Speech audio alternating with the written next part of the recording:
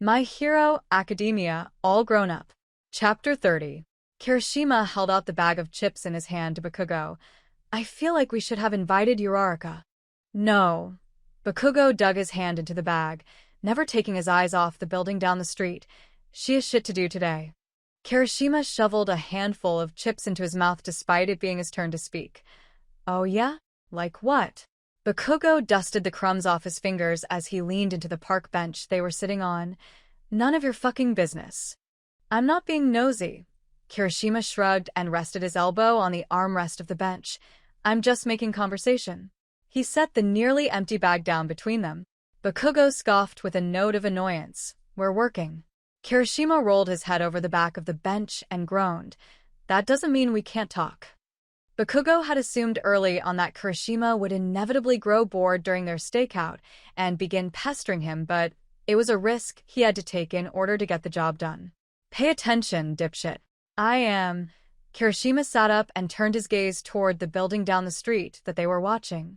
It was a convenience store that was closing up for the night, but their agency had been given a tip that quirking drugs were being dealt at the shop. Nothing out of the norm. Yet, Bakugou narrowed his eyes as he shifted his weight on the bench. If that teller piece of shit shows his face, I'm going in. Kirishima chuckled. In your civvy clothes? Fuck if I care, Bakugou replied and tossed a quick glare at his stakeout partner. He kicked his foot against the duffel bag at his feet. All I need are my gauntlets. Well, I doubt Teller himself will show up. Kirishima reached for the last few chips in the bag. Although, it would be pretty convenient if he did. Bakugou acknowledged Kirishima with a short grunt and glared down the street. The open sign on the shop shut off as the sun began to dip below the city horizon, but there was no other movement outside the occasional pedestrian passing by. So, Kirishima crushed the bag in his hands and balled it up. Are you guys dating now? Who? Bakugou was only halfway paying attention to his counterpart, his eyes scanning the shop every few seconds. You and Uraraka. Kirishima quirked an eyebrow at the blonde as he tossed the empty chip bag into a garbage can a few feet away. He grinned excitedly when it went in on the first try. You see that? Bakugou felt a spike of irritation. Fucking pay attention. We're supposed to act natural, dude. Kirishima smirked at the blonde. We can't just sit here and stare at it nonstop. They'll see us acting weird and get spooked. I know how to do my fucking job, Kirishima. Bakugou spit back but took the advice, turning his gaze away from the shop to glare at the redhead. Kirishima grinned at the small victory. You never answer my question. Because it's a dumbass question. Bakugou frowned and eyed a set of pedestrians passing nearby. Kirishima leaned closer to the blonde. So, it's a yes then? No. Bakugou replied and tossed a warning glare at his friend. We're not dating. What? The redhead shook his head. Why not? Bakugou grunted incoherently and turned his gaze toward the shop again. He had learned over time that Kirishima tended to let things go when he avoided the question enough, but he doubted this was one of those times.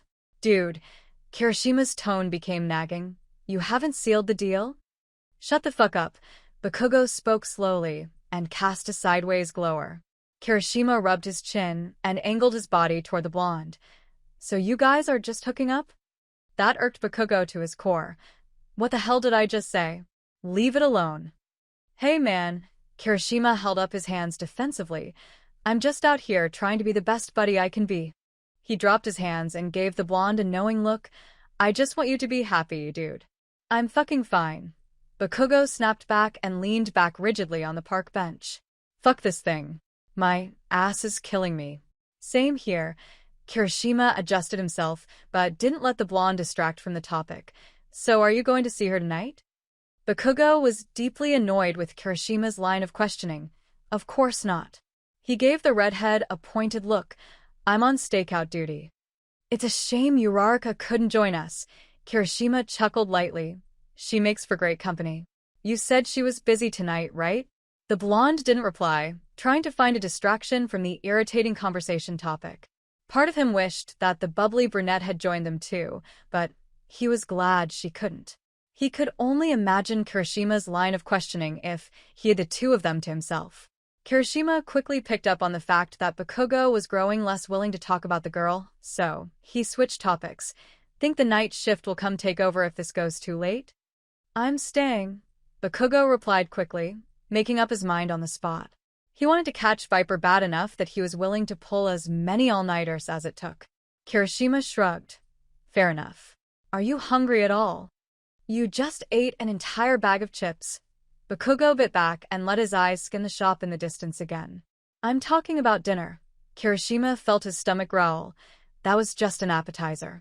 I'm a growing boy, you know? Bakugou frowned. Do whatever the fuck you want. I'm not hungry. Truthfully, he was hungry, but in the event of a fight breaking out, he didn't want to have a full stomach. Cool. Kirishima pulled out his phone. I'm just going to get something delivered then. Bakugou was pleased that the redhead fell silent, and he was able to put his full attention on the stakeout again. The man beside him clicked on his phone for a while before they both sat in comfortable silence and casually kept an eye on the convenience store. A while passed without any movements from the shop, and the sun was beginning to set, casting long shadows from the tall buildings that were minimally compensated by the streetlights that began to flicker on. Bakugou reached into the pocket of his jeans and yanked out his phone when he felt it buzz with a text message. He blinked at the screen as he unlocked the phone. Round face. Guess what got delivered today? He went to type out a short response when his phone vibrated again and a photo came through. He smirked to himself when he received the photo of a large box leaning against Uraraka's junky sofa. The side of the box read queen-size bed frame, and Uraraka's hand was poking in from the side of the photo, giving the camera a thumbs up. He breathed a quick but humored breath before typing out his reply. Bakugou, it's about fucking time. Did you get that thing off a clearance shelf? He rested the phone face down on his leg and glanced back at the shop. It wasn't more than a minute later before he got a response. Round face. Half off, actually. How is the stakeout? Bakugou resisted the urge to shake his head in amusement before he quickly replied to the message. Bakugou, could be better if I wasn't with a moron. Kirishima suddenly jerked his head toward Bakugou's shoulder. Is that Uraraka? Tell her I say hi. Fuck. Bakugou locked the phone quickly and rested it on his leg again before he gruffly shoved the redhead away. Mind your own business. Kirishima groaned and leaned back to his side of the bench. I'm just bored, man. Bakugou grunted, unable to garner any sympathy for his counterpart. Not my problem. I need a girlfriend. Kirishima huffed in exasperation. I never thought that you, of all people, would have a girl around before me. He pulled out his phone and glanced at the screen. I want cute text messages and shit too. As if on cue, his phone also chimed with a message. Mina, aka girl that never invites me to girls' night, I'm hurrying, dumbass. I'm on the train right now. Kirishima chuckled loudly at the text before responding. Kirishima, if my food is cold when it gets here, you owe me. He shot the text back at her and glanced down toward the subway entrance that was on the opposite end of the street. His stomach growled in anticipation of her arrival.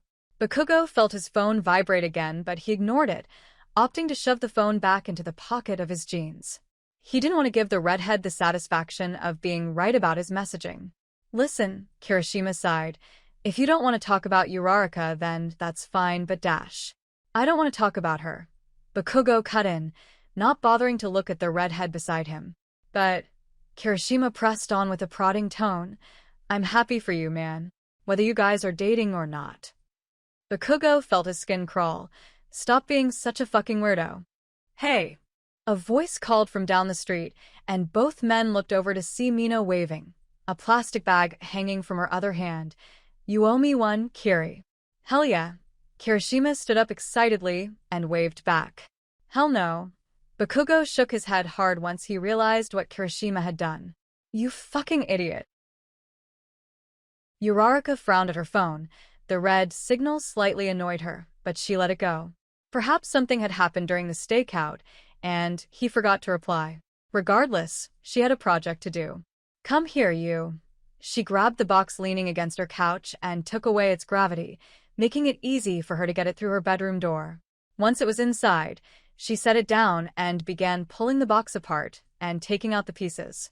She stood around and looked at the bed frame for a while before frowning at the single screwdriver she owned. She huffed in frustration as she turned her gaze toward her mattress that she had propped against the wall and regretted trying to put the frame together herself. Maybe this wasn't such a great idea. Undeterred, she set the pieces in their proper places on the floor and began trying to piece together the headboard. After a while of using the screwdriver to try and bolt it in place, she erupted with frustration and gave up. She dusted her hands off and snatched her phone off the floor. "Uraraka, help me please?" She tucked the phone into her back pocket and stomped into her kitchen to get a glass of water. As she took a long drink, the phone chimed with a response. "Bakugou, I'm busy." Uraraka took an annoyed breath and started a reply, but before she sent it, another text popped up. "Bakugou, I'll help you if you help me get rid of Kirishima and your annoying friend." The brunette blinked at the screen. Was he talking about Mina? "Uraraka, Mina doesn't know about us though." "Bakugou, she doesn't have to. Offer to take Kirishima's spot on the stakeout before I kill them both." "Uraraka, okay, but you have to help me later." "Bakugou, hurry up." Uraraka didn't miss a beat before slipping on her sneakers and slinging her duffel over her shoulder. She locked her apartment behind her and boarded the next subway train that took her to a poorer part of Tokyo. By the time she emerged from the tunnel, it was dark outside. She glanced around before she heard laughter down the street, and her eyes fell on a park bench where 3 people were seated. Even through the distance and dark, she could feel Bakugou's gaze on her. She took a sharp breath and marched down the sidewalk to meet them. "Hey, everyone!" The brunette waved excitedly as she got within earshot of them. Mina was packing their dinner containers into a plastic bag as she looked up to see her friend. "Is that who I think it is?" Uraraka laughed lightly as Mina stood up and jogged over to hug her. "Hi, Mina. I haven't seen you in weeks, girl." Mina squeezed her hard. "Where have you been?" Uraraka gently pulled the Pinkette's arms off of her.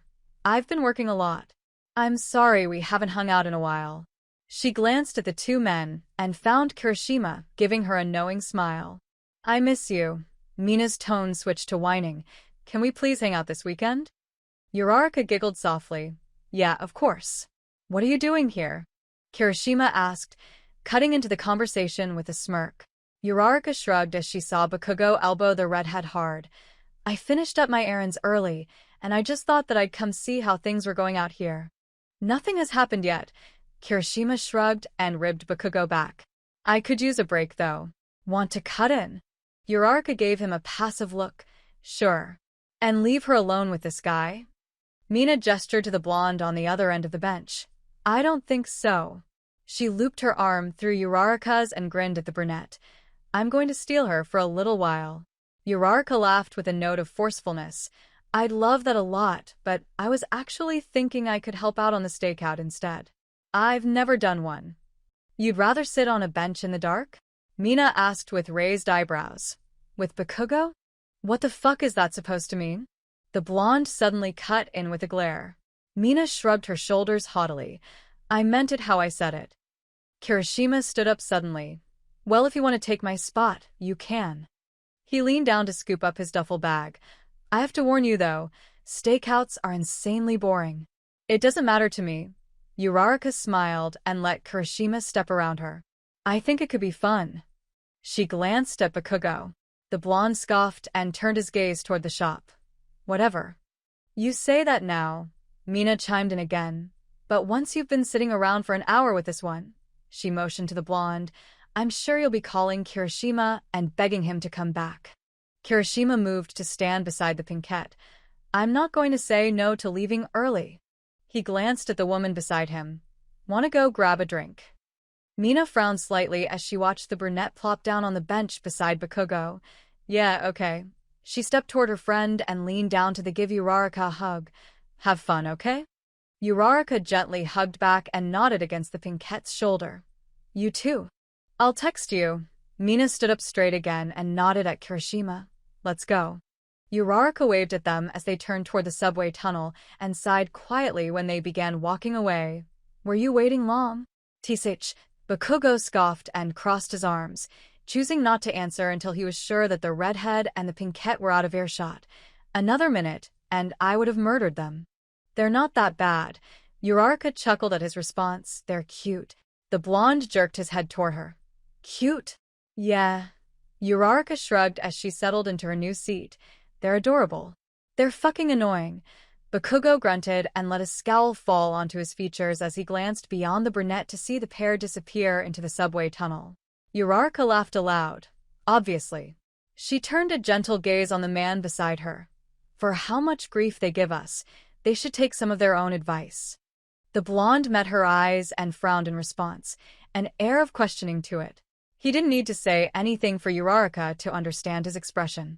Oh, come on. The brunette shook her head in disbelief. You can't honestly say that you don't see it. Bakugou didn't respond again, simply holding his expression toward her. They've been flirting since high school.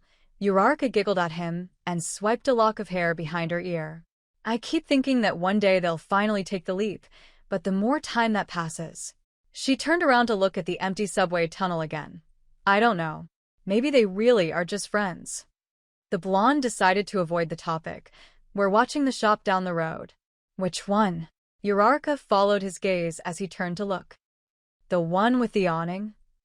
He nodded his head and switched the way his arms were crossed against his chest.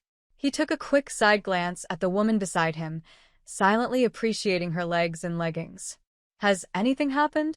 She squinted at the building, but the darkness of the evening made it hard to notice any details. No, he replied with a quick shake of his head. Maybe the tip was trash. Uraraka chuckled softly. Maybe, but it wouldn't hurt to hang out for a while longer, right? As long as it takes. Bakugou suddenly stood up from the bench to stretch his aching back. This fucking thing is making my ass numb. Just remember that once we're done here, you have to help me put my new bed together. Uraraka pulled a band from her wrist and went to work on putting her hair up. Bakugou tossed her a smirk. So the hero that took down Constrictor can't even put a lousy bed frame together? Uraraka gave him a playful scoff, feigning offense. I think that the hero who took down Constrictor shouldn't have to put her own bed together. No, you'll just make someone else do it for you. Bakugou bit back, meeting her self-righteous gaze. I'll do it, but it's only because I owe you. Uraraka rolled her eyes. You can't do it out of the kindness of your heart. Fuck no, he shot back. I never do anything for free. The brunette sighed. Sure, whatever you say. She adjusted the ponytail on her head. Whatever it takes to keep from admitting that you like me. His features contorted to a scowl. Watch it. Those two idiots could still be hanging around and eavesdropping. Uraraka frowned and looked away from him. Okay. Her sudden change in demeanor caught the blonde off guard. She went from teasing and bubbly to distant, and he found himself wondering if he'd upset her. He rolled his shoulders a few times before dropping himself back onto the bench. Say it. Say what? She asked, keeping her eyes away from him. I don't fucking know. Bakugou held out his hands, throwing his left one over the top of the bench. Whatever I said that pissed you off. Uraraka breathed for a moment and licked her lips before replying. It's nothing. I'm not upset about anything. You don't have a poker face, he cocked his head at her. I'm fine. She finally turned toward him again, resting a hand on his knee. It's not a big deal at all. He scanned her features under the dim street lamp, hoping it would give something away, but he already knew what was bothering her. Neither of them had said anything about their status since Kirishima caught them at his apartment over the weekend, and he knew it was eating at her.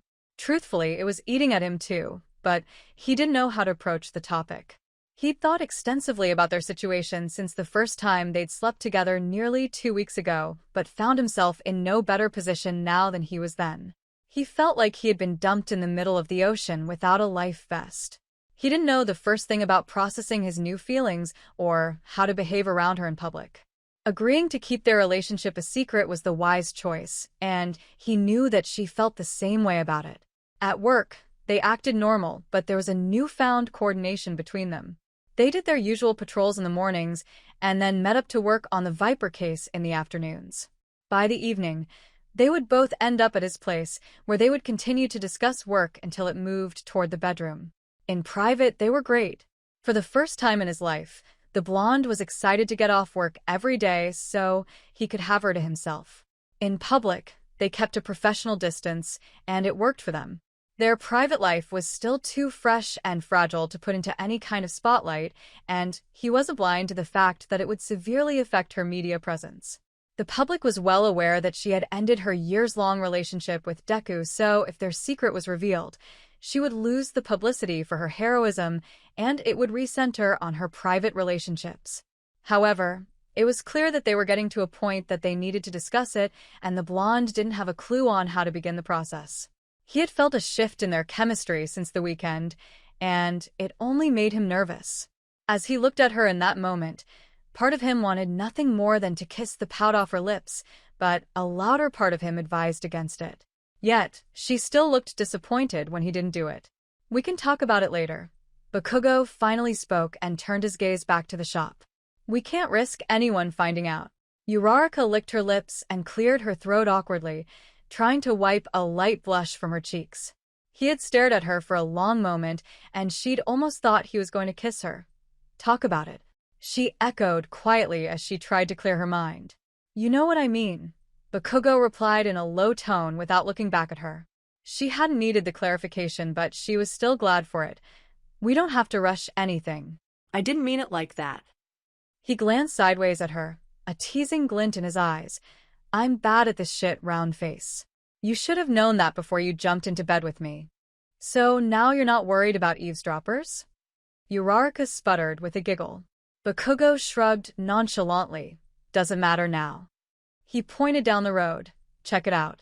She turned toward the target of their stakeout in time to see a light turn on inside, but a drawn shade kept them from seeing anything inside except a few shifting shadows. "What time is it?" She glanced down at her phone to find that it was well into the night. "It's late enough," the blonde surmised with a smirk. "We should check it out." He moved to stand, but Uraraka caught his arm. "Let's wait another minute." She cut in and pulled him back down onto the bench. "Let's see if anything else happens. We're here for Teller, right? Maybe we can get eyes on him." "Maybe we'll get lucky," Bakugou grunted a reply. "I'd love to be the one to bring his ass in." Uraraka rolled her eyes. "Not if I beat you to the punch," says the one with the broken-ass quirk. He shot back, never taking his gaze off the building. "I'd love to see you try." The brunette huffed in annoyance. "We'll see about that. Let's see if he shows up first."